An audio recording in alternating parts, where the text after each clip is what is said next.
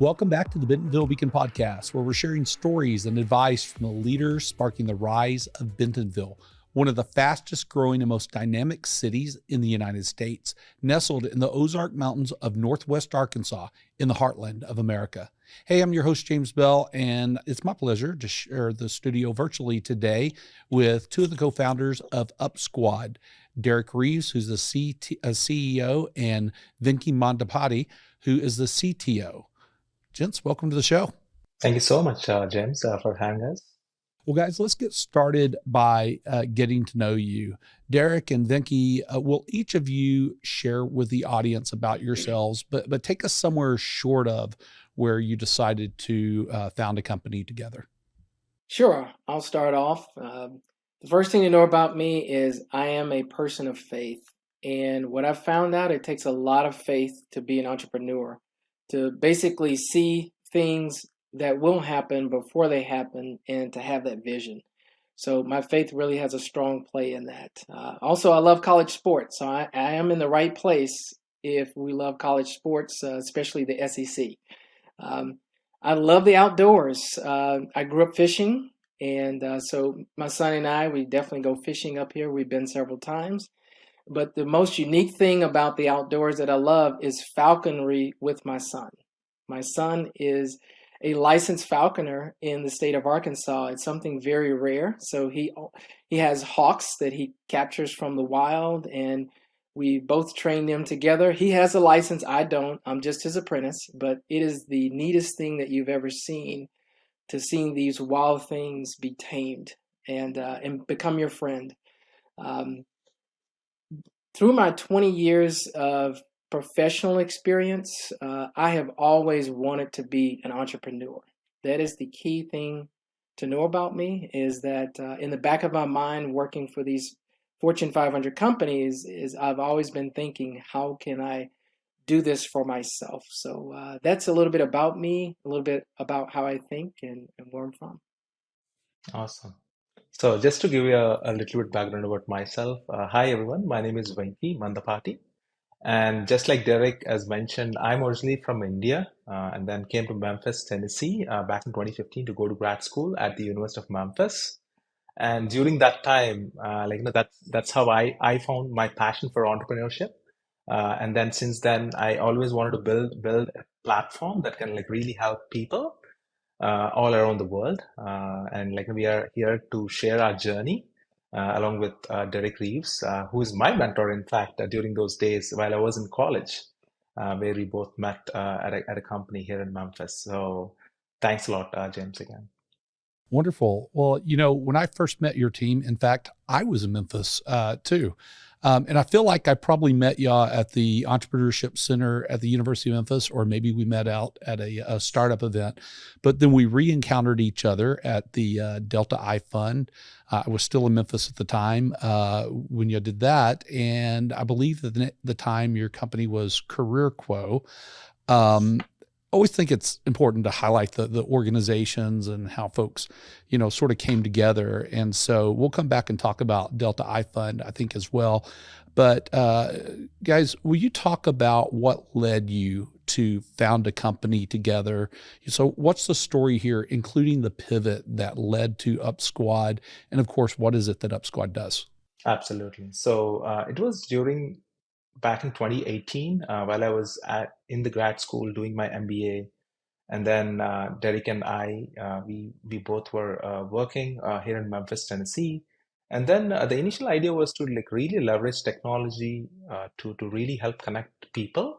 And the initial idea was to really help connect people who are looking for opportunities and with those who can provide those opportunities for their career and life. So we started creating a small MVP that can really showcase what we wanted to achieve with a platform like that. And during that time, when we initially got an opportunity to apply for Delta I Fund, which we are going to talk a little bit more about during this podcast. So it was that initial phase where we wanted to create a platform, but we are first-time entrepreneurs, not really knowing how to get started. But there are so many people around us who have helped us and motivated us along those lines, because entrepreneurship is the most difficult part. That's what everybody would say. But like even though we went to universities and colleges and got our degrees and worked professionally, it was that experience that having a vision of creating something from the ground zero is what really intrigued us. If we can create something that can really help people in ways that they weren't able to get help before, is what really motivated us to take that initiative. It's really great. I love that you mentioned that entrepreneurship is the hardest part, because it really is. Anybody can go learn a bunch of, information on how to specifically do things and learn a lot of textbook information as well. And I say that as somebody who's taught an MBA class before, or MBA classes before, but you can't really understand what it is that you're doing until you experience it and fail at a few things and try again and do whatever works for you and your company.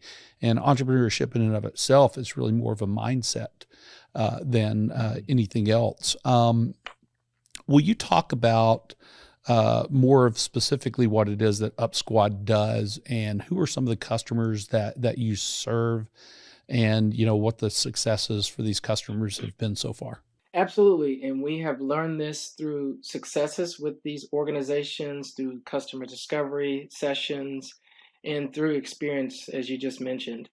What we do is we take the programs from nonprofits, schools, government agencies, as well as businesses. We take those programs and we put them in a virtual space. Virtual is the need of the hour, specifically hybrid, where they can have both in-person and virtual activities going on at the same time.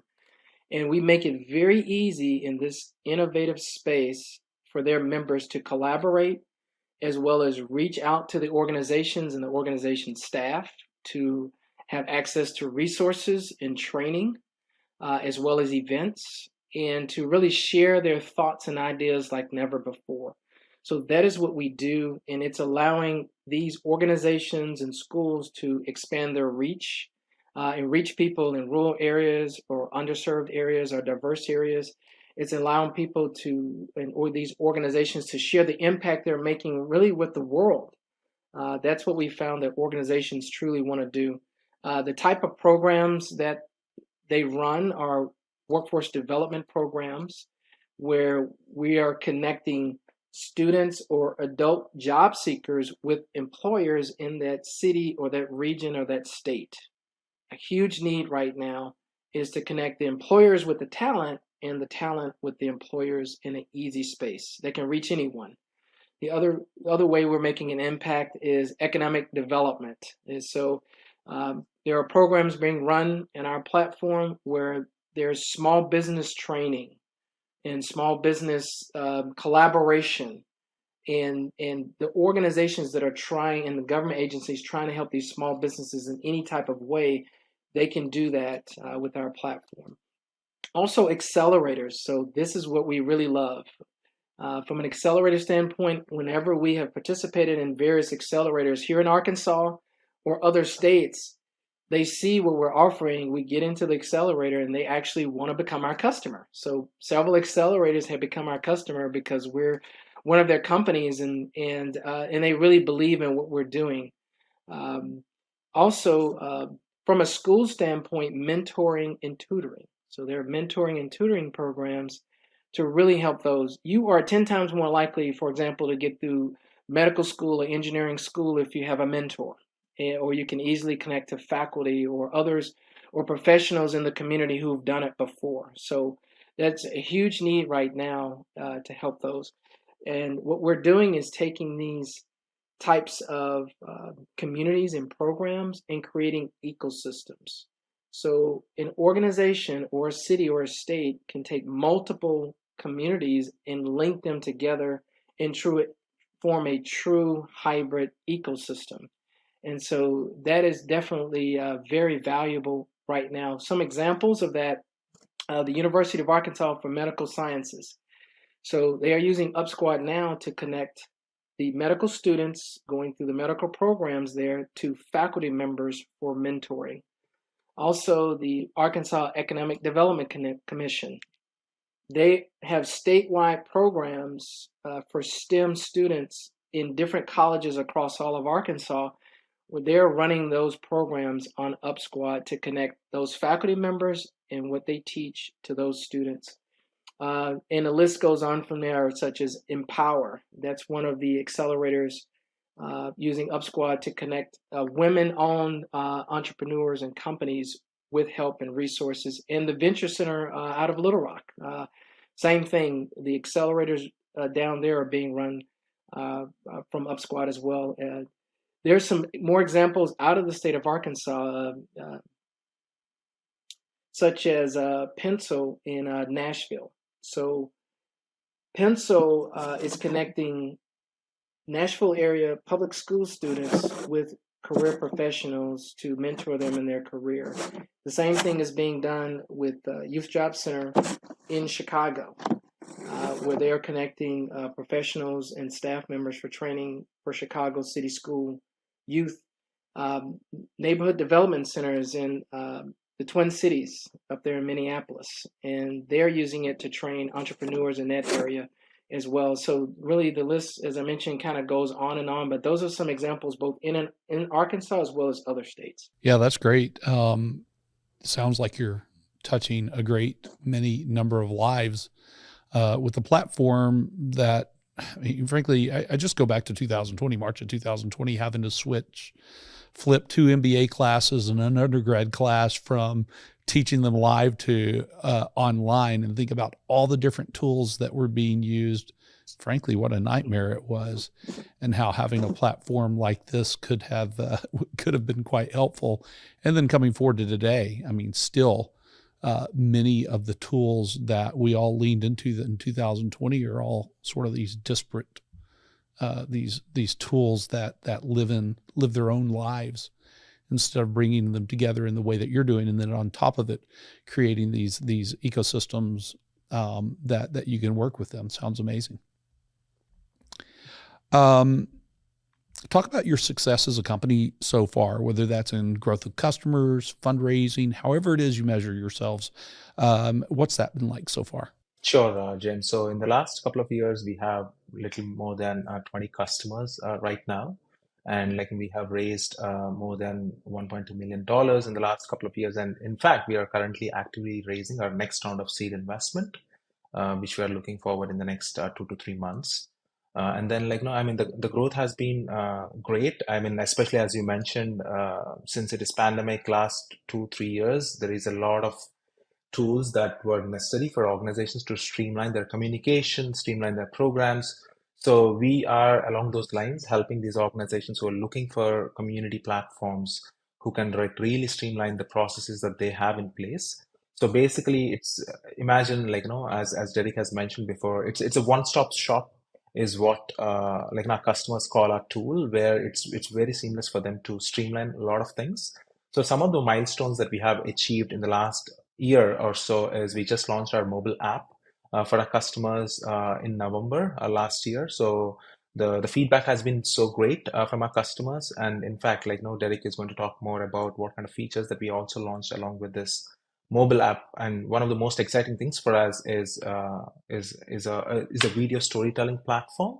Imagine organizations having their own Instagram, for example. So within this mobile app, we have features where organizations can tell their stories to the world, unlike before. So it's a positive space where we wanted to keep it positive, unlike any other social media platform, using our mobile app.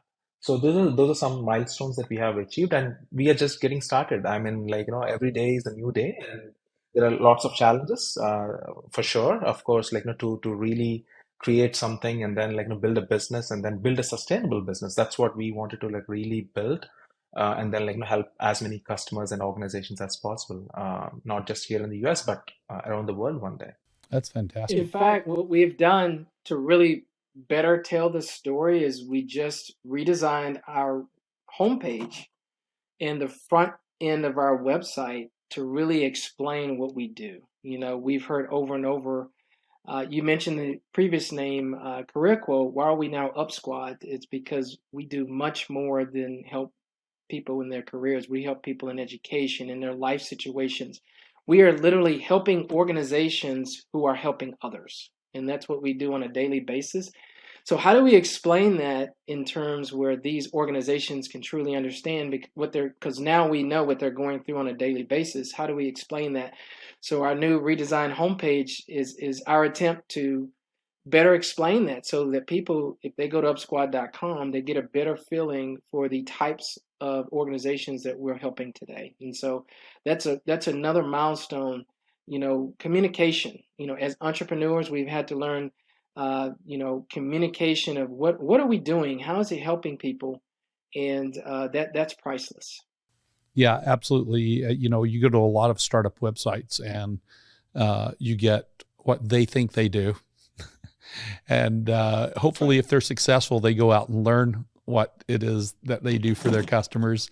And then they come back and do exactly what you've done.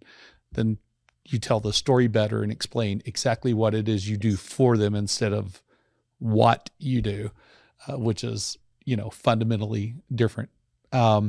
Absolutely. Yeah. Let's go backwards a moment. Derrick, you kind of spoke to it at the beginning. Not many people say, hey, I wanted to be an entrepreneur. A lot of people just stumble into it.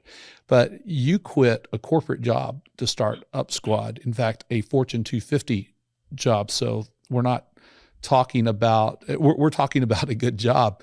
What was the moment like when you thought, or when was the moment when you thought, I have to quit? And then how did people respond to that?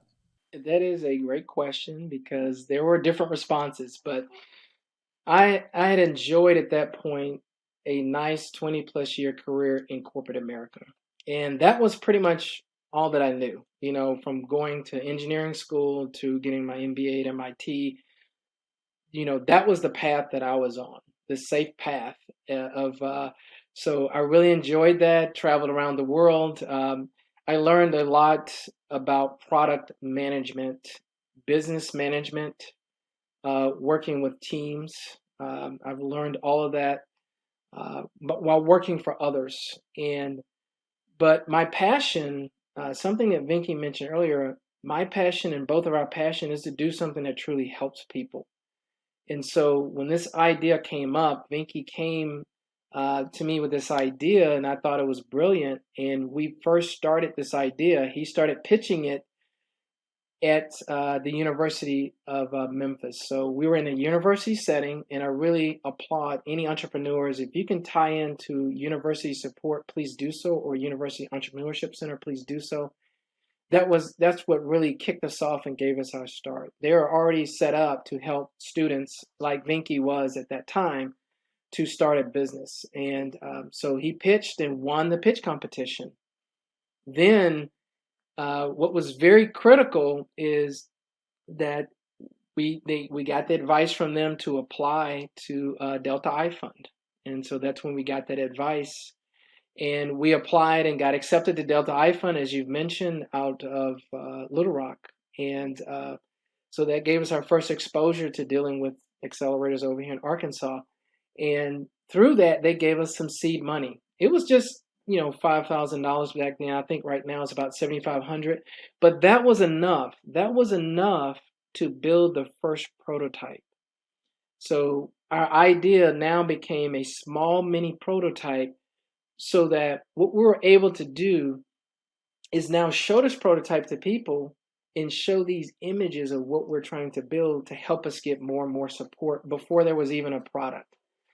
And so it came to the point in my career, my safe career in corporate America, that I realized that this is not what my life is going to be about.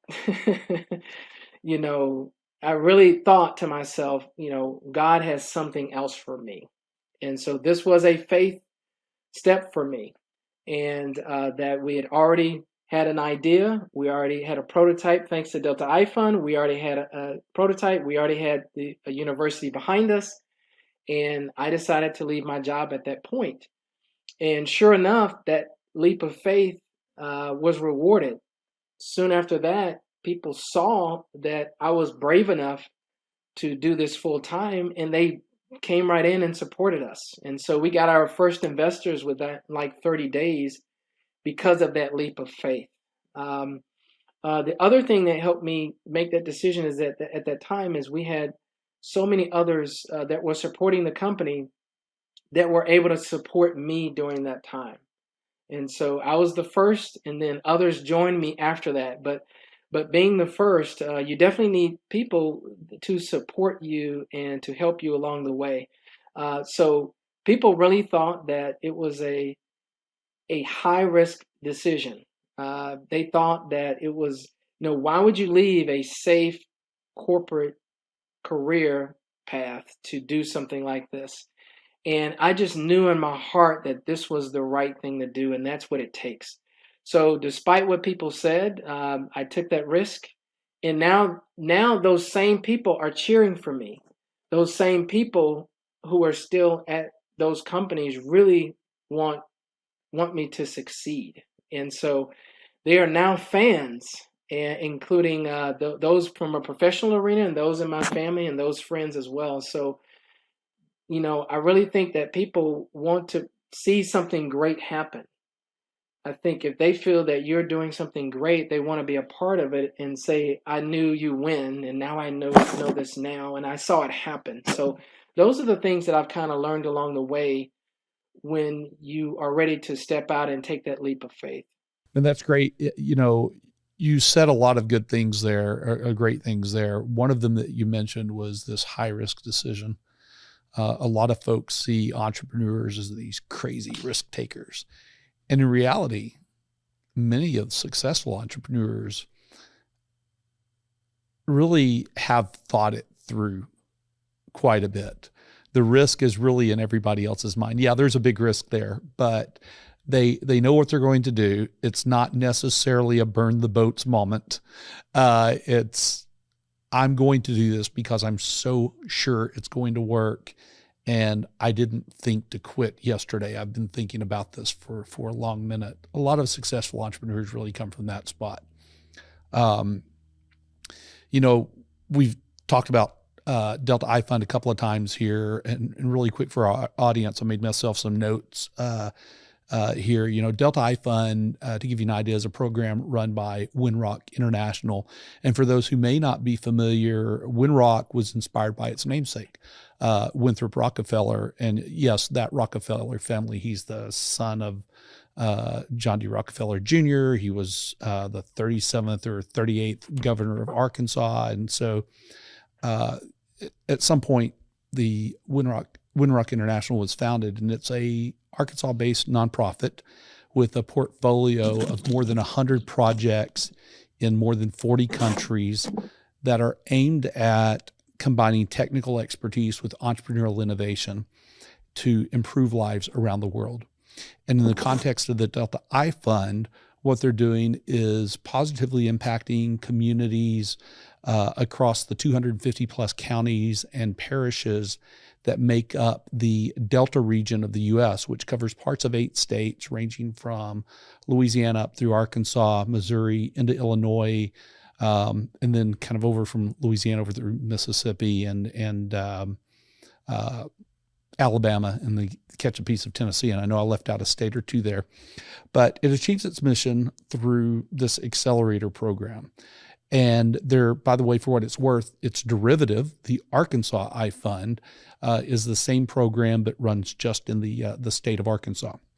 Will you guys talk more about your experience? You mentioned the $5,000, which isn't a lot of money, but man, it helped you get out that prototype or perhaps your MVP. Could you talk more about iFund and what happened and how that helped you accelerate your companies so that you could get faster to where you are today? Sure, James. Definitely, I think iFund, Delta iFund from Winrock International at that time is a blessing in disguise. I'd call it just because it's super important for us to know the problem that we are trying to solve. And one of the key things that we are going to learn going through that program is to really do customer discovery. So whenever we have an idea or a vision of creating something, we were taught, unlike just in our classroom settings, is to go out, actually not to be just surrounded within 4 walls, actually go out and talk to your potential customers and find out if that problem that you're trying to solve really exists. So that's the whole point of going through a 3-month training program where we talked with 5 to 6 potential customers every single week for a period of 3 months, even before building anything, right? So we didn't have anything before talking to customers. So we went ahead and we took that to our heart that like, okay, now we have an idea that what we wanted to build. So let's actually talk to potential customers who would actually use this product, right? So we talked to 60 to 70 people in a period of 3 months whom we thought are potential customers of ours. And then we immediately realized, oh, okay, so we had lots of different hypotheses that this is what people need, but we quickly realized that there are a lot of things that we need to change within our initial prototypes or whatever we tried to build. So I think that's super critical for any person who has an idea to really think through a little bit more. Because you talked about taking that leap of faith. Even Derrick talked about quitting his job. I think so he quit his job after that Delta I fund. So now we gained an insight, right? So it didn't happen in a day or two. So we did our homework, went through these kind of programs, which helped us work through and do our customer discovery over the weekends and trying to learn wherever we can. We took every opportunity that came along our way to really learn from our potential customers, people, advisors, and mentors during this program. Really helped us because those initial point of contacts, right? Like, I mean, you have been a great mentor. I mean, I still remember you are one of those mentors who helped us in those initial days, along with so many other mentors in these programs. Because I mean, we are first time entrepreneurs. As I mentioned before, we didn't really know how to build a business, but we just had an idea. So that process really helped us go from step to step in those 3 to 4 months. And then that initial funding, as Derrick has mentioned, $5,000. So once we gained that insight, that 5,000 funding that we were given from the Delta IFN program really helped us to build a prototype. And then we took that prototype and start to look at customers who think could actually pilot the platform. So it's not an overnight thing that happened. So it's a lot of process and training and things we have done and just talking to people. And of course, there are lots of things that we have failed over the years. We thought something, but again, I think the only reason why we were able to survive this far is again through that customer discovery. So that has been embedded into what we are doing today, and it's going to be there even after 3, 4, 10 years down the line. So always going back to our customers and really learning from their experience and expertise, what kind of problems that they have that we can potentially solve using our product. And that's great. If there's nothing else that somebody learns in a program like Delta I Fund, customer discoveries got to be the best thing you could learn as a new entrepreneur, because everybody has amazing ideas coming in. And more often than not, folks find out that what they thought about the problem, the way they saw it, and the way they saw the solution evolving is vastly different from the way the folks who are willing to pay for the solution to the problem see it. And so I commend y'all for also taking that forward. As you know, it's not surveys, it's face-to-face, talking to people and learning from them and asking questions and really getting those deep insights in that manner. Was Delta I Fund your first contact with an Arkansas-based entrepreneurship organization? Yes, that's correct, James. So Delta I Fund is our first program and initiative out of Arkansas that we got exposed to in those early days. Awesome. Well, since then you've had the opportunity to start experiencing the entrepreneurial support ecosystem and startup community in the state, and especially in Northwest Arkansas. One of the touch points I remember for you, I guess not too long after getting involved here, was the opportunity to pitch to the statewide entrepreneurship support organization call. And this is a virtual event that happens every month. 50 or 60 folks in that space. We get on a call and we share ideas, we share information with each other. But at the top of the call, in addition to all the other information we're sharing back and forth, at the top of the call, we always have a presentation by a startup. And they basically show up and explain not just who they are and what they're up to, but what is it they need help with. And then it's all hands on deck. People, try to help you out. How was that experience for you? And have you ever encountered anything like that in that way? So that was an eye-opening experience in a beautiful way. And what I mean is that was one of the main reasons that we decided to open offices here in Northwest Arkansas and in Bentonville, is because we saw the entrepreneurial support for organizations like us. Not only that there's this ecosystem across the entire state. You're trying to pull in those in the state and those out of the state, right? There are people outside of the state on those calls as well that are trying to support entrepreneurs in the state. So not only that, we have a vision of connecting this entire ecosystem virtually on our platform. So finding out before I moved, finding out that there is an appetite for that here in this state, that there is a need from Bentonville and Fayetteville down to Little Rock over to Jonesboro. There is a need in smaller towns like Marion. So we've talked to many organizations here. There's a need to connect entrepreneurs across the state and these accelerators across the state, these resources, this mentorship to help companies like us be more successful in the state. And there's an appetite to do it on UpSquad. And that was the reason we came here, is to connect, to bring the entire state online. And really that this will be setting a model for other states. So Tennessee, Missouri, Louisiana, other states will want to copy this model. Not only bringing entrepreneurs in this ecosystem, but bringing established businesses, part of chambers as well, into this ecosystem. So now young businesses can have relationships with more established, mature businesses and learn from them. Bringing in funders or investors or donors, bringing them in as well. So now statewide, not only region-wide, but statewide, you can have access to resources like that.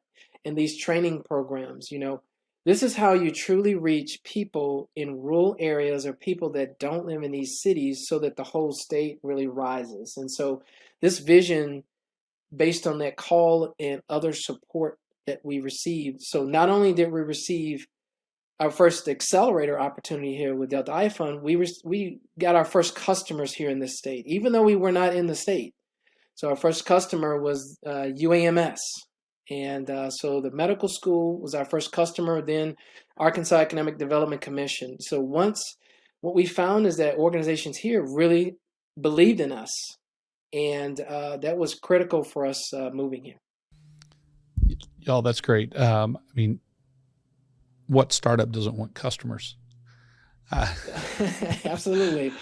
We are not afraid to experiment in the state, and in particular, Northwest Arkansas and Bentonville. That's basically what we do, and that's how you had the rise of the Sam Waltons, the J.B. Hunts, and the Don Tysons, and so on of the world, and the many people that follow them. You have also presented at 1 Million Cups in Bentonville and tapped into, I imagine, some other entrepreneur support organizations and people here in this state. Are there any in particular you would like to talk about? Yes. So the 1 Million Cups, participated in that before the move. And there I met other entrepreneurs like myself here in Bentonville. And so here I am from out of state, telling the entrepreneurs here, like, you guys don't know what you have. You have wonderful support here. Like, I would love to be here. And I believe, James, we spent some time, it was either during that or the Tech Summit of 2022. So I was about to say last year, but 2021 Tech Summit. And that's why you and I met again and spent some time together. So between the Tech Summit coming up here for that and the 1 Million Cups, it really convinced me as well about the scene that's here and the support that's here. this is just an unbelievable place. Yeah, the density of entrepreneur support organizations and activities and opportunities here. I've been all over the world supporting ESOs in my prior business, in consulting and doing some other stuff. And I haven't found places with the sort of density and connectivity that we do have here, which is one of the reasons that I came. If there were 3 people every founder should know here, who should they be? So I want to jump back to a comment you just made as well. Like here, I truly believe anything is possible. And that as an entrepreneur, what I mean by this is if I have like any idea, I think that the accelerators are here targeting different areas, and they're funded by organizations like the Walton Family Foundation and others to help jumpstart and to keep this going and to really accelerate the growth. So I feel like if you have a wonderful idea, that really the sky's the limit here. And I'll give you some examples. Like my wife has a brilliant retail idea. And when she tells other women about it, they wonder why it doesn't exist already, but it does not. It is something that would really take off. And I believe like her idea could take off here. My son has a wonderful idea as well, and dealing with nature and the environment. And I believe that he could get support here. So I just believe that really anything is possible here. Well, let's definitely circle back and talk about those two at some point, so we can talk about what resources would be the best ones for them to connect into. The 3 people. Who are the 3 people that you think that folks should definitely know here? So the first one that was very instrumental with us is Sarah Goforth. Sarah Goforth, head of the Entrepreneurship Center at the University of Arkansas. Sarah is not only well connected, but she is well respected. And I just got the sense she just loves to help organizations like us. You know, she was one of the first believers in our vision, what we're trying to do statewide, and she supports that vision, and that is worth moving here for. So Sarah Goforth, you have to know her and get to know her individually if you don't already as an entrepreneur. The other one is Jeanette Collins with the Northwest Arkansas Council. So I imagine many or most entrepreneurs have met her, but if you haven't, you need to meet her and you need to pick her brain. She is a brilliant thinker, out-of-the-box thinker. She has the ability to take your idea to the next level, even though she just heard about your idea. And she is well connected. And so she has already connected us with other organizations here in Northwest Arkansas to pursue a national opportunity together as a collection of companies. And so she just recently did that with us, opportunity with the National Science Foundation. The third person I would say is Yi Lin. And she is well respected as well. Many know her. And she was one of the first that I was able to meet with and talk to. And if you know Yi Lin, she really has the best in mind for the organizations here that the Walton Family Foundation supports. So those are the 3 people that I would say that you must know as an entrepreneur here. Those are some solid choices. I will tell you that Sarah and Jeanette and even Elin, but Sarah and Jeanette in particular, because I knew them before I came here, and then Elin right before I got here, is that they were all instrumental in me coming here too. So absolutely. Those are some outstanding choices. How has, in the time that you've been here now and lived here, how has living here in Bentonville, Derrick, how has that changed the way you work, the way you lived, the way that you live, and how does it help you live the life that you deserve? So it is the work and the nature and the balance that's here. I mean, it is so much fun to live here with the outdoors, the biking and the hiking. The first thing that we did is we bought bikes, right? You can't move here. You have to get bikes, right? And so it has introduced us to this wonderful world of biking with others. And I think in some other communities or states or cities, it may be golf, right? But here it's biking. And so I think that's a great thing to introduce us, something my wife and I can do together and we can do with others. And just the natural beauty that's here. The people are very welcoming. And what I mean by that as an entrepreneur is there are people here that are seeing our vision and idea and believing in it like never before, like nowhere else. And so that has really changed. And because of that, I'm definitely out and about at the entrepreneurial events, meeting with the accelerators. Anything that's happening, I'm there because I'm a part of the community now. And I truly believe that what I've heard is that this community has, the people that have been here 20 years talk about how it's grown in 20 years, that you wouldn't believe what it was like 20 years ago.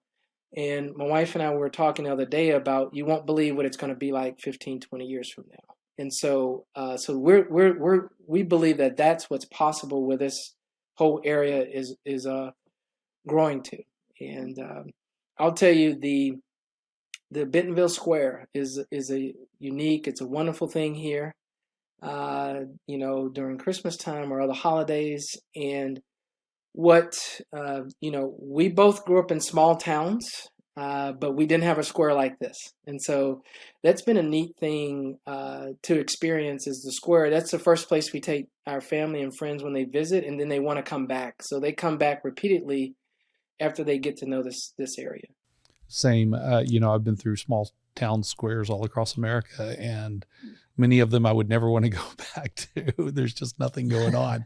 And they're exactly what you picture, dusty old squares. But here I find we do the same thing. We take everybody. There's one of the first places, and because you can kind of stand in that square and feel the energy and the heartbeat of this place, even if you're not doing anything, even if you're just standing there. One of the things you said that I just wrote down is, I'm part of the community now. And I love that because as you try to attract people to an area, you talk about things like diversity and inclusion and equity and so on. And then we layer on two more things. And we've talked all around it. And one of them's access. I mean, you have access to people, and there don't seem to be many gatekeepers at all to anything. If anything, it's people dragging you through the gates and helping you succeed in any way that they can. But the other one that I think is the most important of all is a sense of belonging. And I really believe that sign on the side of that neon sign on the side of the momentary that says you belong here, that is our mantra. We want everybody to not just sense or feel that they belong here, but know that they belong here. And I really feel like that's what this community does. And so I'm really glad to hear that you really feel like you're part of the community, because you are, and it should be that way. Oh, yes. I was going to just respond to that and say, yes, absolutely feel like we belong, like me and my whole family, and this company. And doors have been opened like nowhere else. And we're walking through those doors, and we're making friends, a lot of great friends here. In fact, as you know, I grew up, this is technically the South, but I will say this, and so there's a lot of misconceptions before people visit. So, but once you visit, you realize the first thing that I thought is like, wow, it doesn't feel like I'm in the South anymore. And it feels like I'm in what I mean is there's a different way of thinking. People are thinking very progressively. They're from all over the country, in the world, because of the companies here. And the belief is that anything is possible, and to help companies like us succeed. And so this is just a unique space, and almost like it's just a unique space just in the environment we're surrounding about with the mountains and everything around us. It feels like we're just in a different place, and I love it, and my family loves it. Well, I love that. I got some goosebumps when you were talking about this. Yeah, you're right. Arkansas is a southern state, and so that makes us technically in the South, albeit in the far northwest corner of the state. And I would say that in some ways, this place has, on top of everything you mentioned, has, and I hate this word, some of the charms of the South. I hate that phrase because I feel like it also means some things that we don't like. But the good charms of the South, which I think are really more so small town America, which is reach across the fence, help your neighbor, and so on. But then it also has this feel of all the entrepreneurial spirit of the West. And it also has this feel of what's in the DNA here. And that is that, in this place, I mean, first of all, 60 years ago, before there was an interstate and a real airport, and there just was no real good infrastructure for it, somehow, some way, the world's largest retailer built itself at the same time as the world's premier protein provider, at the same time as one of the largest trucking companies in the country, 60 years ago, right? But even before that, I mean, to survive here, you had to figure out how to grow things in rocks. People are just more resilient, more determined, and just worked harder. And so you combine these things and then take all the good sense, I'll call it, of the Midwest and combine them together. And I feel like that's what we've got here. I don't know what to call it, but it's something special. Will you share a story with me? Tell me a story, and Derrick, you can do this, or both of you, or however you want, but tell me, this will be a hashtag because Bentonville story. In other words, it's a moment or something that happened here that perhaps could only happen here in Bentonville, or at least describes the essence of this place. So what I can think about is when we first moved here. I mean, the moving trucks just pulled up to our house, and haven't started unloading yet. And so the moving trucks, they were letting out the ramp, getting ready to unload, and neighbors walked down the street. And so they basically told us, "Hi, neighbor." And so first neighbors I met, they saw us moving in, we talked, and they told me, we work with Hershey. I was like, "Is that right? You work with Hershey?" The Hershey. Yes, the Hershey. "Where did you move from?" "Hershey, Pennsylvania." And they moved from Hershey, Pennsylvania. And that's how I got introduced. I'm like, that is only Bentonville. That's how I got introduced about all of these companies that work with Walmart and these companies' employees making this place a home. Whether it's Hershey's or Kellogg's or General Mills, you name it, Coca-Cola, all these companies. So since then, meeting people that represent these top brands, to me, that is only Bentonville. That the first person I met was from Hershey, Pennsylvania. Yeah, the vendor community here is strong. There's 1,400-ish vendors to Walmart here. In fact, the Fortune 500 has a presence of about 400 of the Fortune 500 are here in some fashion. And so these are the logos that we drive by every day. And I don't know that you would find that, I can think of maybe one place in America that you might find it other than here. And it's really remarkable to think of all those companies being here, and here at the same time, 98% of our businesses still employ fewer than 100 people. And then there's this really incredible, robust startup community wrapped in there as well. And it's just a combination you don't find anywhere. One more sort of Bentonville centric question before we start wrapping up. For both of you, what's the most surprising thing, or one or both, what's the most surprising things to you about Bentonville? Yeah, I think as Derrick has mentioned, I think one of the most surprising thing about Bentonville is what we feel is the environment in itself.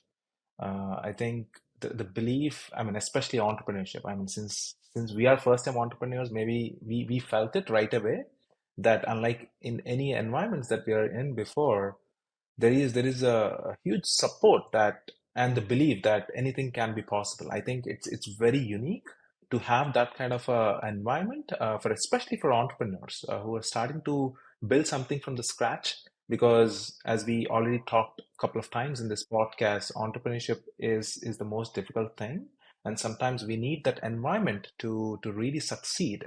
Because it's not going to be a day, it's not going to be a month, it's going to be years that we need to work together in order to like really create something out of nothing. And then like to have people that are supportive and always encouraging that there could be something that we don't know what it is, right? But the support itself would show us that the light to go to that next step. I think that's what the most important thing initially in those early days and even for years to come to grow as a company. So I think that's the unique thing about Bentonville that I feel that since we have an office and moved here, it's very unique about Bentonville that we wanted to even share with other entrepreneurs who are thinking along those lines and looking for an environment to really help them succeed. That's great, guys. That works. As we start wrapping up here, one question I don't want to forget to ask is, if somebody wants to reach you or learn more about UpSquad, how do they do that? Yeah, so right now they can go to upsquad.com and then they can directly reach out to us on upsquad.com, as well as reach out to us at hello@upsquad.com. So they can send us an email, reach us on LinkedIn and other social media platforms on our pages as well. So it's very easy to reach out to us. And for any organizations that wants to leverage UpSquad, yeah, please do reach out to us, and we are happy to help support your organization as well. Perfect. One last question. What's something that I should have asked you but did not? I would say that question, yes. That question is, ask us what's different about what we're doing, what's innovative about UpSquad. And so if you ask us that, what we're trying to do and what we have done is added this human element. Venki kind of alluded to it earlier about storytelling. And so we've noticed that virtual today can be very mechanical, and there's a lot of talk about AI and machine learning. But what about the human element? And discovering an organizational need that what they want to do is share their impact with the world. And the best way to do that is through video. And that's when we've introduced this video engine that they own. They are now able to capture, a bank of hundreds of stories of real life people as people go through your events or as people go through participating in your organizational programs or whatever you have going on or working for your company. Let them share their experience on video, capture that. What you will do is get more support, more customers, more donors, more participants. Let people share what's really going on, what they're really feeling. And so the other thing that we've added that's truly different is this emotional element. So when you share a video story, you can capture the emotion that you're feeling. And so what happens is that now people are sharing their video experience and their emotions. Now that's searchable. So I can come to an organizational's community and search for others who are feeling the way I'm feeling. If I'm feeling joy, I can search for those feeling joy. If I'm feeling anxious, I can search for those who also have anxiety, so I don't feel like I'm alone. this emotional element, we're getting a tremendous response from this, from organizations who can't believe that they finally get to do this. And the reason is we recently heard that, maybe 5-10 years ago, we didn't really care about the person. So an organization told us that. Now we care about the person and the experience they're having and their emotional health. And so that is what we're doing that's innovative. One thing that we want to share, how we're truly different from others. That is so cool. Thank y'all. And you picked a good time to do that in. It feels like the care of the person and their experience really came to the forefront in the last couple of years and is finally here in front of us to stay where it should be. So you came along at the right time. Hey, thank you, Derrick and Venki, for coming on the show. I really appreciate you spending time with the Bentonville Beacon audience and sharing your story and what you're up to and some of who you are as people. And I'm so happy that you now have a presence here in Bentonville and that, Derrick, that you moved here. And so welcome home. I'm happy to be here as well. Thank you. Thank you so much, James, for again having us on the podcast, and really appreciate all the support that the whole Bentonville community has been pouring on us. So yeah, thanks a lot. Anytime. That's what we do here. Hey, thanks to the Bentonville Beacon audience. Without you, this show would not be possible. So to build on this show's success, what I ask of you is not for money, but if you'd like to send that, I can certainly give you a bank account to send that to.